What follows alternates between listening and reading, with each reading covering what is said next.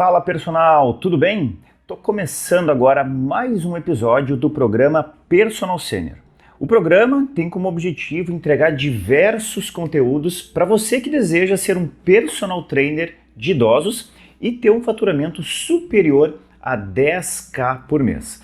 Eu sou o Guilherme e nessa semana eu vou ensinar vocês a fazerem um teste com seus alunos idosos que vai ajudar você a se tornar um profissional diferenciado. Até porque são poucos os que fazem esse tipo de avaliação. O teste que eu me refiro é o alcance funcional. Esse é mais um de uma série de testes que avaliam a capacidade funcional do idoso.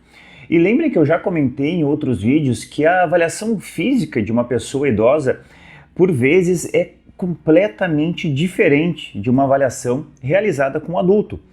A avaliação do idoso ela é mais voltada para questões de interesse e necessidade dele, como a funcionalidade.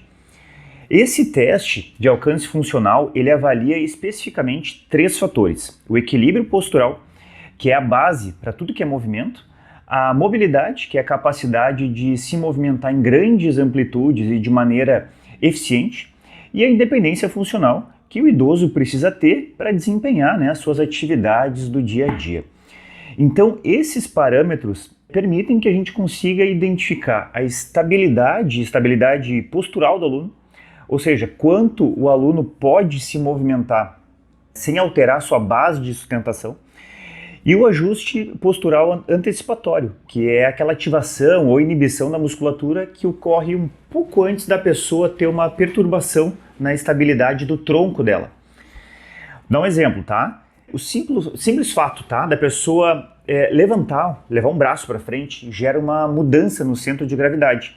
E isso faz com que a musculatura posterior, principalmente do tronco e da perna, se contraia para poder manter a estabilidade do corpo. Então, essas contrações são importantes para a estabilidade do corpo, caso ocorra um desequilíbrio. Então, se você trabalha com idosos que já têm alguma dificuldade de equilíbrio na marcha, na amplitude de movimento, esse é um teste bem interessante para você fazer, porque você vai estar trazendo uma informação que é muito útil para o seu aluno, né? E pode evitar também que ele tenha problemas sérios depois, como queda, por exemplo. Agora, se você não faz esse tipo de teste, você entra naquela vala comum, que eu falo muito, onde estão muitos personal trainers, que vão simplesmente para a academia para passar treinos para os alunos, muitos sem periodização, sem ter feito avaliação, sem ter qualquer tipo de sentido, achando que está fazendo bem para o aluno e de certa forma até tá, mas poderia estar fazendo muito mais. Essas pessoas, esses personagens são diferenciados, são aqueles que se destacam.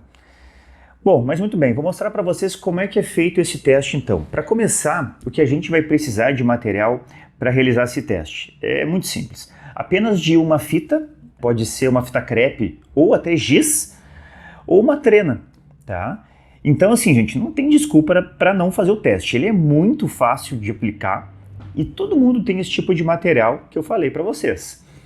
Eu vou botar aqui na tela algumas imagens e um vídeo com a execução do teste para vocês conseguirem visualizar bem enquanto eu falo. Então, para começar o teste, a gente vai posicionar o aluno em pé, de lado para uma parede, com os braços estendidos, flexionados, e estendidos ao longo do corpo. Após o aluno ficar nessa posição, nós vamos registrar uma marca na parede na altura do 3º dedo, tá? Então aqui, pessoal, nós vamos ter o cuidado para ver se o aluno está na posição anatômica dele, tá? Com os pés alinhados e os braços também alinhados na altura dos ombros. Se tiver tudo ok, a gente vai começar então a execução do teste, tá?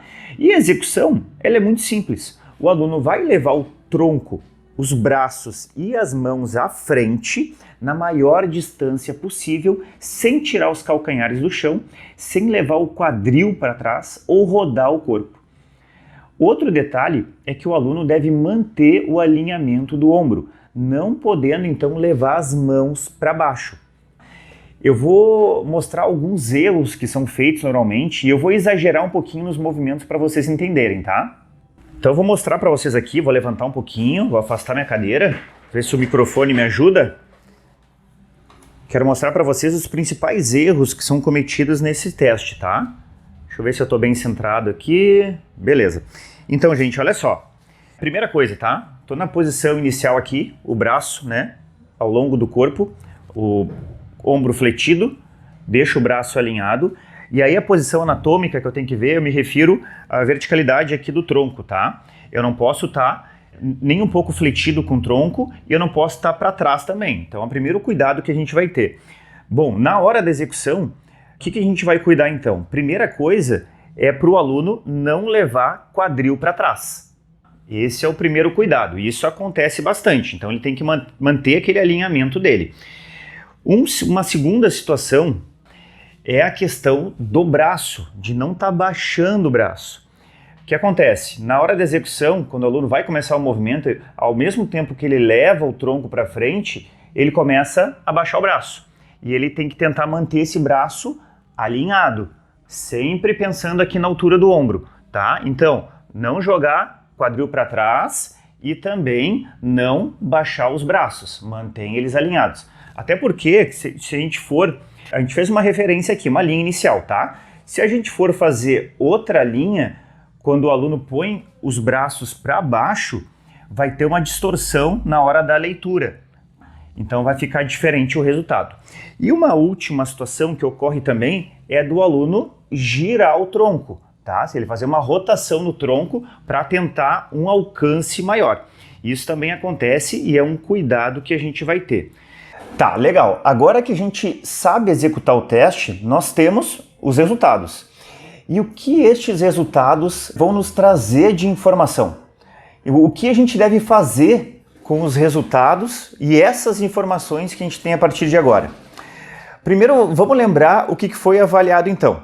O equilíbrio postural, né, a mobilidade e aí, por consequência, a independência funcional do nosso aluno. Então, o que acontece? Caso o meu aluno tenha se saído bem na avaliação, a gente, claro, vai continuar trabalhando e estimulando ele em relação a essas variáveis que a gente avaliou.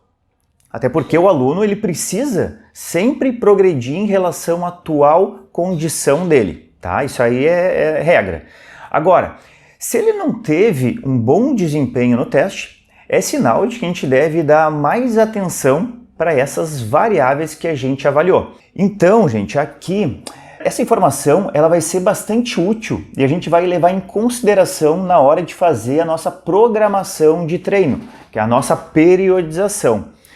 Então a gente pode usar alguns mesociclos, inclusive, dessa periodização, para dar mais ênfase a essas variáveis que o aluno teve dificuldade. Vamos pensar agora em que situações do dia a dia do aluno, né, estão presentes essas variáveis que a gente precisa dar ênfase. Por exemplo, movimento de subir ou descer escada, a todo momento tem mudança no centro de gravidade. O aluno precisa de força, precisa de mobilidade para poder estar vencendo os degraus. Outro exemplo aqui, subir uma lomba, caminhar segurando uma sacola, estender uma roupa no varal. E vamos pensar ainda que todas as atividades podem acontecer numa situação ainda mais complicada para o aluno. O que eu quero dizer com isso? Vamos pegar como exemplo aqui, ó. Caso ele esteja fazendo alguma dessas atividades que eu falei e estiver chovendo, vai se tornar ainda mais difícil. O aluno tem que ter mais atenção, tem que ter mais ajustes posturais para manter a estabilidade dele. Outra coisa, é muito comum a gente ter mais de uma ação ocorrendo de forma simultânea.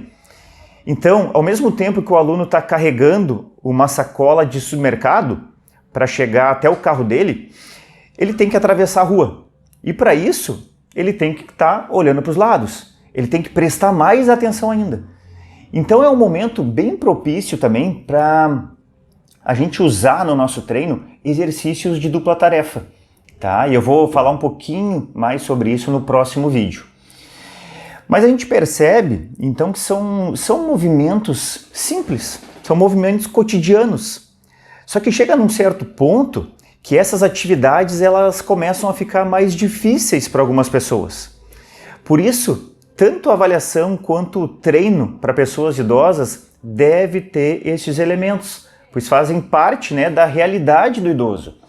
E aqui serve também para aquelas pessoas que conseguem ainda realizar essas tarefas, tá? Porque daí a gente pensa nelas como aí um método preventivo para uma situação, para uma dificuldade que daqui a pouco elas vão ter no futuro breve. E aí, nesses casos, a gente pode colocar uma dificuldade maior nos exercícios agora. Assim, quando essas pessoas forem passar por isso, forem fazer esses movimentos de maneira mais simples, elas vão tirar de letra. Então a gente coloca uma dificuldade a mais para depois elas conseguirem fazer com uma facilidade maior, porque elas vão estar mais preparadas para isso. Certo, pessoal? No próximo episódio, no próximo vídeo, eu vou mostrar então diversos exercícios que têm relação com as variáveis que eu avaliei neste teste e que vocês poderão utilizar na academia ou no local onde vocês atendem os alunos de vocês. Então espero que vocês tenham gostado, tenha sido útil essas informações que eu trouxe. E se vocês tiverem alguma dúvida, vocês podem escrever nos comentários ou podem me mandar no privado também. Aproveitem aí para compartilhar esse vídeo com outras pessoas da nossa área que possam também se interessar por esse assunto, né, e possam utilizar com os alunos deles. Tá bom? Espero vocês então no próximo vídeo rumo aos 10K. Certo, pessoal? Até a próxima!